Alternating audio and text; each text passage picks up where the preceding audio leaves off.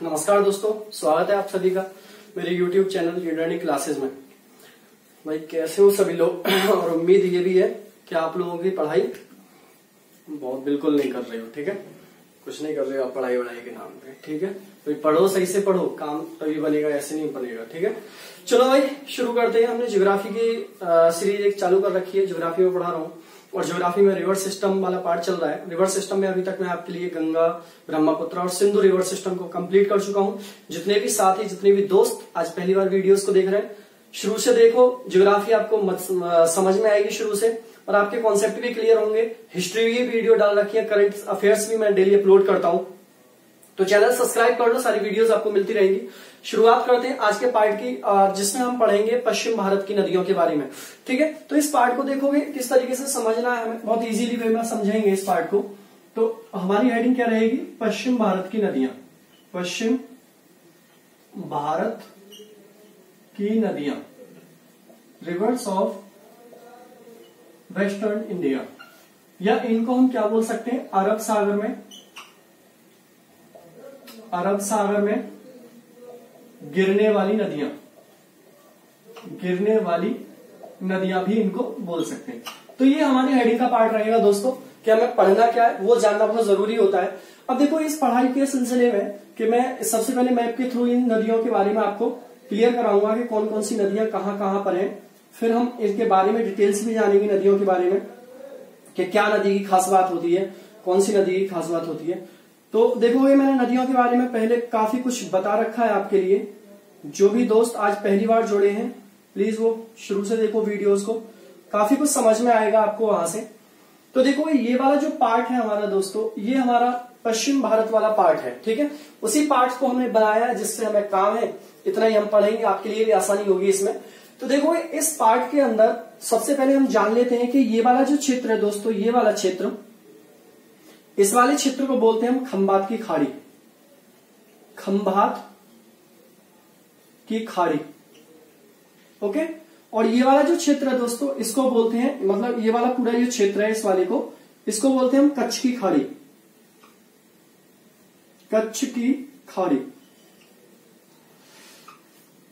देखो दोस्तों, एक एक करके नदियों की बात करते हैं। तो देखो, यहां पर एक नदी है दोस्तों, दिख रहा होगा यहां तक, यहां पर एक नदी चलती है और ये नदी जिस शहर में है उस शहर का नाम है अजमेर। क्या नाम है? अजमेर। और अजमेर में जिस पहाड़ी से निकलती है उसका नाम है नाग पहाड़ी। नाग पहाड़ी। और नाग पहाड़ी किसका हिस्सा है दोस्तों? अरावली पर्वत। अरावली पर्वत। तो कहने का मतलब क्या है कि नदी कहां से निकल रही है? अरावली पर्वत से। कहां है ये जगह? ये राजस्थान में है दोस्तों। जगह कहां पर है? राजस्थान के अंदर ये जगह है। राजस्थान से नदी निकलेगी। अब ये नदी जब अजमेर से निकलेगी दोस्तों, तो ये नदी देखोगे निकल के कहां कहां होते हुए? नागौर। कहां पर? नागौर। ओके, आगे बढ़ेंगे, फिर इंपॉर्टेंट कौन सा पड़ेगा? जोधपुर। जोधपुर शहर। फिर आगे बढ़ेंगे तो और कौन सा पड़ेगा? बाड़मेर। बाड़मेर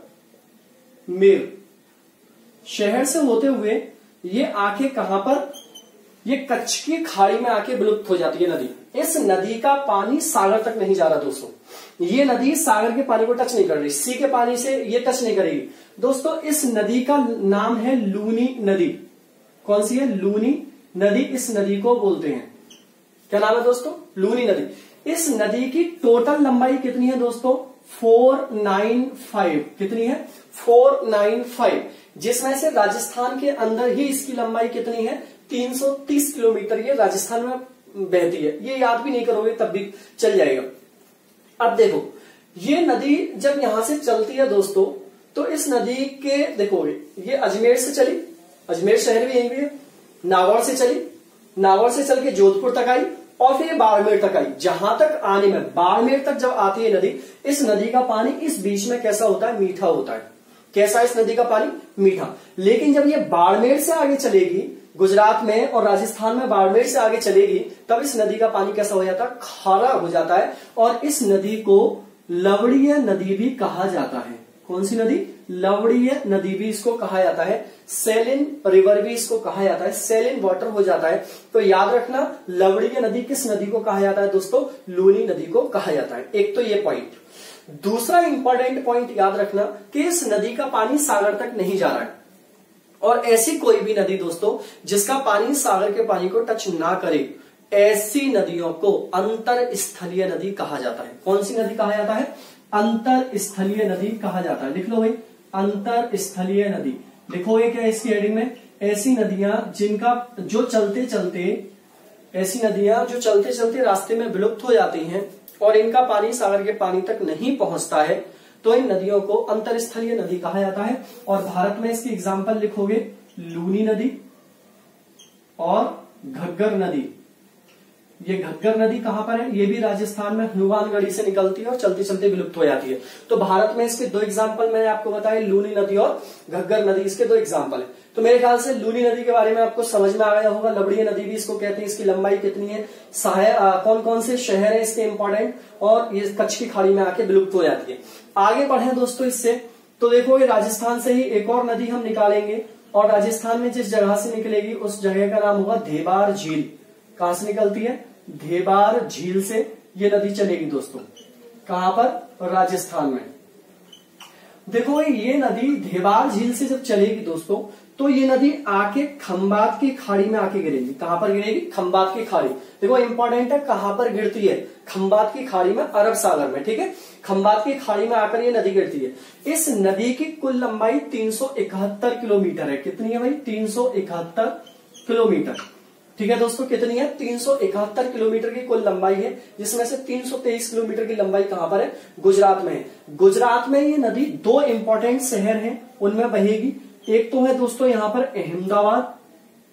अहमदाबाद, और एक शहर कौन सा है दोस्तों यहां पर? गांधीनगर। ये दो शहरों में, इंपॉर्टेंट शहरों में बहती है।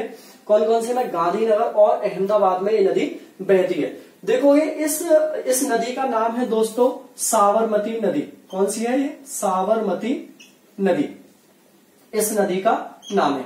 और साबरमती नदी की जो सहायक नदी है, इंपॉर्टेंट सहायक नदी, उस नदी का नाम है दोस्तों सई नदी। क्या नाम है? सई नदी। ये पुष्कर झील से निकल के कौन सी नदी में मिल जाती है? साबरमती में मिल जाती है। लिखते चलिए ना सारे पॉइंट जो बोल रहा हूं। पुष्कर झील से निकलेगी सई नदी, साबरमती में मिलेगी। साबरमती नदी के किनारे दो इंपॉर्टेंट शहर हैं, अहमदाबाद और गांधीनगर। साबरमती नदी की लंबाई 371 किलोमीटर है और ये धेबार झील से निकलती है, राजस्थान और गुजरात में बहती है, ठीक है। अब देखो अहमदाबाद जो था शहर, ये अहमद शाह करके एक बादशाह था, उसने बसाया था। एक बारी वो नदी के किनारे बैठा हुआ था ऐसे ही, तो वहां देखा कि उसने एक कुत्ता एक खरगोश का पीछा कर रहा है, और खरगोश बड़े साहस के साथ भागा चला जा रहा है, मतलब कुत्ते को परेशान करके रख दिया है। और वो खरगोश के साहस से इतना ज्यादा प्रभावित हुआ कि उसने इस नदी के किनारे शहर बसा दिया अपने नाम से, अहमदाबाद। उसका नाम क्या था? अहमद शाह। तो अहमदाबाद उसने ये शहर बसाया था। देखो साबरमती नदी के किनारे ही साबरमती आश्रम है, इंपॉर्टेंट है, बहुत इंपॉर्टेंट नदी है। और इसको ऐसे देखा जाए तो ये काफी इंपॉर्टेंट, मैंने आपको पॉइंट्स बताए, याद रखोगे। इसके आगे पढ़ोगे, इस नदी में देखोगे एक नदी और है दोस्तों, इसे हम मध्य प्रदेश से लेंगे। मध्य प्रदेश में इसको हम जिस जगह से लेंगे दोस्तों, उस जगह का नाम होगा धार जिला। कौन सा है? धार जिला। और ये धार जिले के अंदर देखोगे एक पर्वत है, विंध्याचल पर्वत। विंध्याचल पर्वत। इस विंध्याचल पर्वत ये एमपी के अंदर है दोस्तों। इस पर्वत से निकल के ये नदी जब चलेगी तो ये नदी भी देखोगे, ये नदी कहां कहां बहेगी? एमपी के बाद ये राजस्थान के बाद ये कहां पर? गुजरात में होते हुए कहां पर गिरेगी? ये खंबात की खाड़ी में आके गिर जाएगी। देखो इस नदी का नाम है दोस्तों माही नदी। क्या नाम है इसका? माही नदी इस नदी का नाम है। भाई सारे पॉइंट्स नोट कर लेना जितने मैं इस नदी के बारे में भी बताऊं। माही नदी की बात करें दोस्तों, इस नदी की लंबाई 576 किलोमीटर है। कितनी है? 576 किलोमीटर की इस नदी की लंबाई है। ये नदी मध्य प्रदेश में धार के बाद झाबुआ, और झाबुआ के बाद दोस्तों रतलाम शहर से गुजरती है। रतलाम शहर से ये नदी गुजरती है। जो जो शहर में बता रहा हूं वो लिखते चले आना। रतलाम शहर से ये नदी गुजरती है। देखो एक बहुत इंपॉर्टेंट बात इस नदी के बारे में दोस्तों क्या है कि माही नदी एक ऐसी नदी है जो कर्क रेखा को 2 बार काटती है। किसको? कर्क रेखा को 2 बार काटती है। ठीक है, 2 बार काटती है। लिख लो भाई, ये वाला पॉइंट इंपॉर्टेंट है। देखो कर्क रेखा को 2 बार काट, लिखो पॉइंटों को। कर्क रेखा को 2 बार काटने वाली नदी कौन सी है? माही नदी। भूमध्य रेखा को 2 बार काटने वाली नदी जायरे नदी।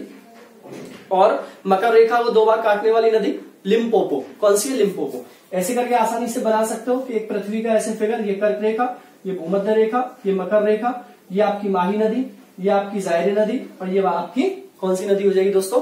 लिम्पोपो। ठीक है, कौन सी है? लिम्पोपो। लिम्पोपो।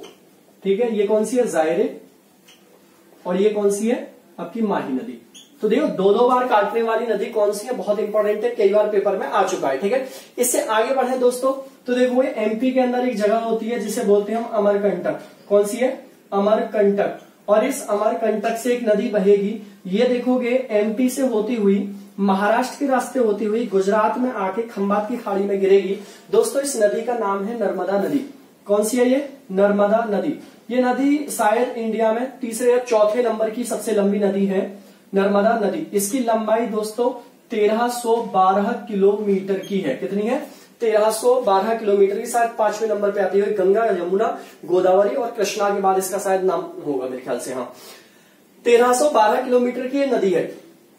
इंपॉर्टेंट थिंग्स क्या है कि इस नदी की सहायक नदियां कौन कौन सी है? दूधी, तवा, हिरण और हथनी। ये लिख लो भाई, इसकी सहायक नदी कौन कौन सी है? दूधी, तवा, हिरण और हथनी।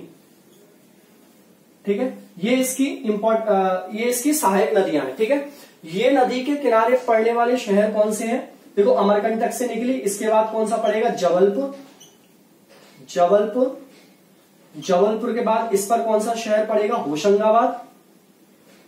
होशंगाबाद, और गुजरात में आएगी तो होशंगाबाद। कौन सा पड़ेगा? बड़ोदरा। बड़ोदरा। ठीक है, इंपॉर्टेंट है। 3 इंपॉर्टेंट शहर इस नदी के किनारे पड़ते हैं। कौन सी नदी के किनारे? नर्मदा नदी को। अब देखो नर्मदा नदी के बारे में क्या याद रखना है दोस्तों हमें कि नर्मदा नदी के उत्तर में विंध्याचल पर्वत है। लिख लेना पॉइंटों को। नर्मदा नदी के उत्तर में विंध्याचल पर्वत है। नर्मदा नदी के दक्षिण में कौन सा है? सतपुड़ा पर्वत है।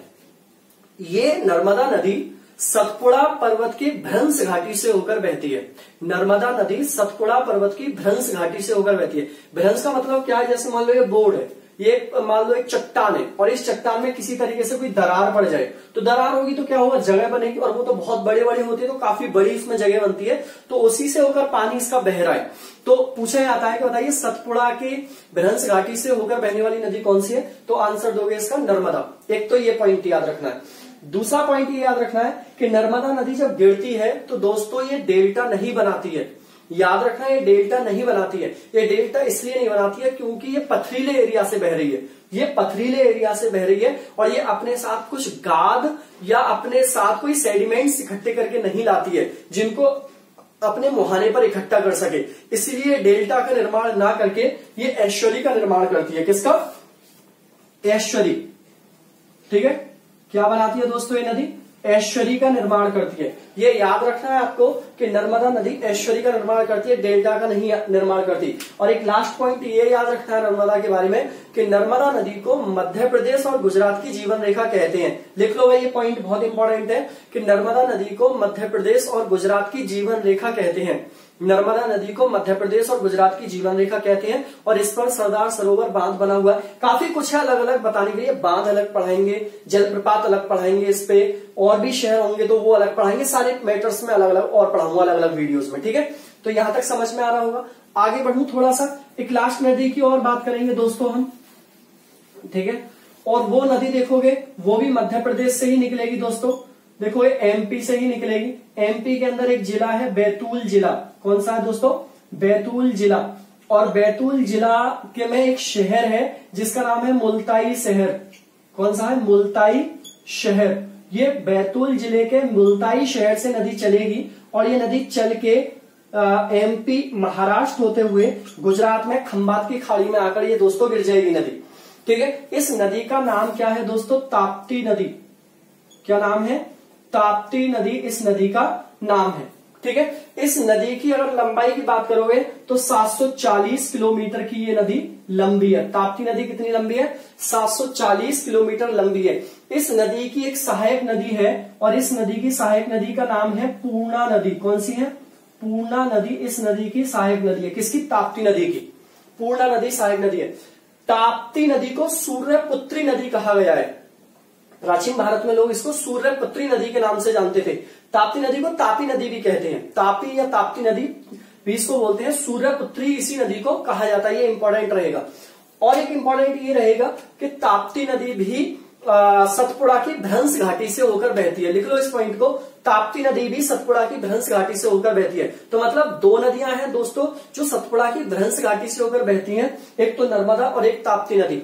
एक नर्मदा और एक ताप्ती नदी सतपुड़ा की भ्रंश घाटी से होकर बहने वाली नदियां हैं। और लास्ट पॉइंट लिखोगे ताप्ती नदी में, और इंपॉर्टेंट पॉइंट भी है दोस्तों कि ताप्ती नदी डेल्टा नहीं बनाती है और ये एस्चुरी का निर्माण करती है। मतलब नर्मदा और ताप्ती नदियां डेल्टा नहीं बनाती। नर्मदा और ताप्ती नदियां डेल्टा नहीं बनाती। ये दोनों एस्चुरी का निर्माण करती हैं। किसका निर्माण करती है? एस्चुरी का निर्माण करती हैं। तो मेरे ख्याल से ताप्ती नदी के बारे में जितने भी पॉइंट मैंने बताए वो समझ में आए होंगे। ताप्ती नदी के किनारे एक इंपॉर्टेंट शहर है गुजरात में और इसका नाम है दोस्तों सूरत।